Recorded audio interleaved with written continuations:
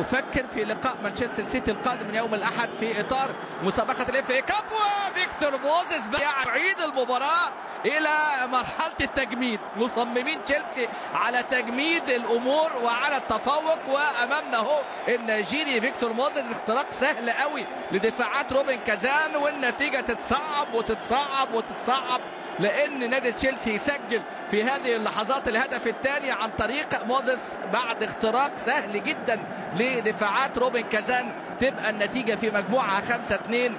يعني محتاجين ايه؟ محتاجين يعني محتاجين دلوقتي يسجلوا 4 أهداف. شوف بقى الأمور تتصعب تتصعب تتصعب إلى أبعد درجة.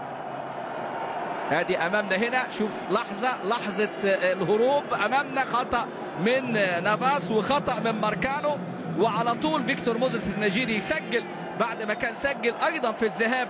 يسجل ويشيلها حلوة قوي، عاملها بباطن القدم سيرجي روزيكوف حارس المرمى اللي انضم من توم، وكان لاعب أيضا في لوكوموتيف والدولي في لقاء وحيد.